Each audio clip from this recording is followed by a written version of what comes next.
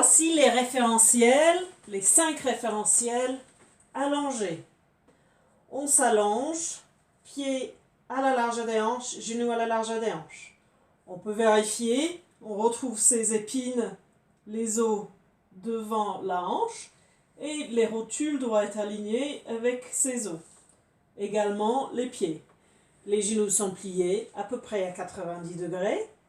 On cherche bassin neutre. Pour chercher bassin neutre, c'est toujours une bonne idée de mobiliser le bassin, intéversion en creusant le bas du dos et rétroversion en arrondissant le dos.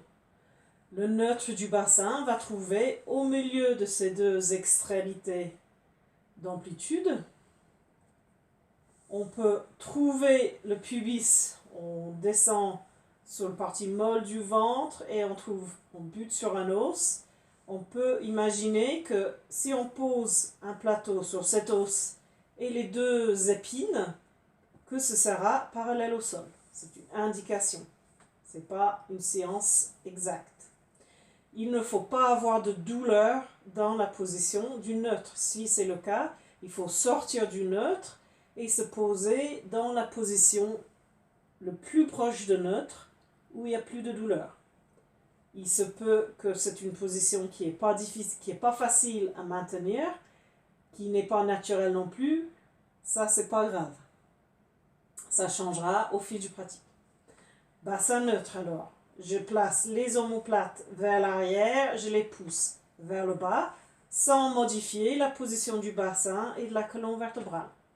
La tête est posée dans le prolongement de la colonne vertébrale.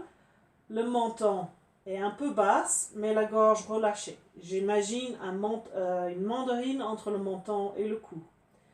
Le cou est long à l'arrière, mais pas hyper long. On peut toutefois mettre une serviette pliée sous la tête si ce n'est pas confortable, selon aussi la forme de ta colonne vertébrale. Les bras sont le long du corps et je mets en place le centrage. Empêchement de gaz, c'est-à-dire je contracte le sphincter anal. Je remonte cette contraction dans l'entrejambe comme si je devais empêcher d'uriner. La contraction remonte jusqu'au nombril. Je peux vérifier avec les mains que le bas du ventre est bien rentré. J'inspire dans la cage thoracique pour effectuer la respiration thoracique, c'est-à-dire que je ne vais pas gonfler le ventre uniquement pendant les exercices afin de pouvoir travailler sans interruption les contractions du centrage pendant les exercices. Le centrage, c'est les contractions de tout l'ensemble dont je viens de parler. Plancher pelvien et ceinture lombaire, c'est-à-dire empêchement de gaz, empêchement de pipi et le ventre plat. J'inspire dans la cage thoracique. J'ouvre la cage thoracique sur les 4 faces, devant, derrière, les 2 côtés, mais pas vers le haut. Quand j'expire, j'augmente les contractions, toujours en commençant à l'arrière, en faisant remonter la contraction comme une fermeture éclair dans l'entrejambe jusqu'au nombril.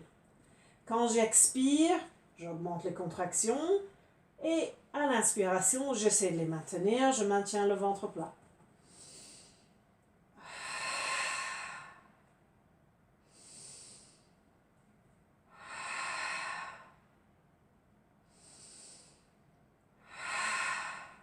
Le centrage me permet d'effectuer un autre agrandissement, un allongement au sol. La respiration thoracique me permet de travailler les contractions en permanence. Quand je suis contracté à fond pendant l'expiration, on peut imaginer cette ceinture autour de la taille serrée à 10 sur 10. Il va se desserrer sans doute un petit peu pendant l'inspiration, mais pas beaucoup. On peut toutefois poser les mains pour sentir ce qui se passe. Est-ce que je maintiens neutre? Est-ce que je maintiens le ventre plat? Est-ce que je gonfle bien la cage thoracique? Si tu n'arrives pas à activer cette respiration thoracique, tu peux toujours souffler en poussant sur la cage thoracique. Et en inspirant, du coup, tu pousses les côtes contre les 2 mains.